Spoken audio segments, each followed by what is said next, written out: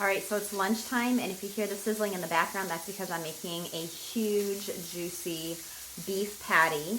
I'm actually excited because I haven't really done on a skillet. It's always been like grilling burgers and stuff, and this is super, super, super thick. Like I'm hoping to make it not dried out. I don't know what is going on, but I feel like I'm drying out a lot of the meals.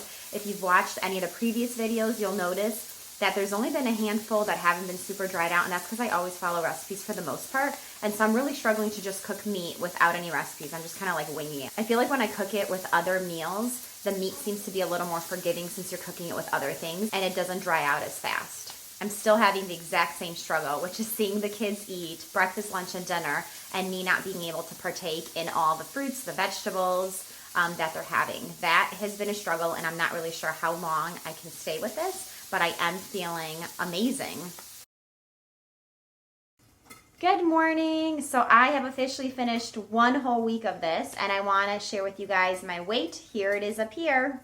So I am super excited about that. I want to make sure that as you are watching this and following along that you remember that I learned in the meantime that this is an elimination diet. So you basically eliminate everything except for meat because a lot of people don't have any like sort of reactions to meat. So I know that would be an advantage for many people who are sensitive to different foods. I don't have any major sensitivities. I feel like eat just veggies, fruit, super low carb, and I feel great. But I did do this to just give me that boost. So this morning I'm gonna have 3 eggs. I think I'm gonna have to make it up with like a little in-between breakfast and lunch snack of some kind of meat. I have a huge grocery order coming in for a bunch of meat, but we actually ran out. I have like some chicken breasts, but honestly, I am so done with chicken for now that I'm just gonna skip it and wait for all like the different types of meats to come in. I've also learned over the course of the days, which I've mentioned a little bit in the previous videos, that you have to make sure you keep your like fat intake much higher. And so you try to stick more with like beef and lamb and all these other meats. And because chicken is so low in fat, that's probably why my body is like just struggling with it, because it's not like filling me. And I learned that the first day when I was super fatigued. With that said, I'm actually gonna have coffee with heavy cream this morning because I looked online, it says that you can have heavy cream.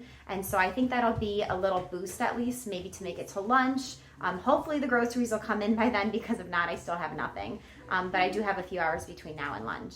Alrighty, so it's lunchtime and my grocery order made it in time. So I was super excited because I was really hungry, and I made some flat iron steak, and I had to try that 3 times because I could not remember the name of it over and over. I still don't know how to cook them well. I keep trying to use a thermometer, but it's like reading 110, and I know this is not 110 because according to the directions online that I actually followed this time, it said 4 minutes per side, and it stayed at 110. So that doesn't make sense. Hopefully they're not too cooked through, and hopefully they're not too raw, because that kind of scares me, the pink. I will see you guys at dinner. I probably will do another type of steak that I have. I bought a bunch of steaks, but the truth is I don't know the difference in steaks.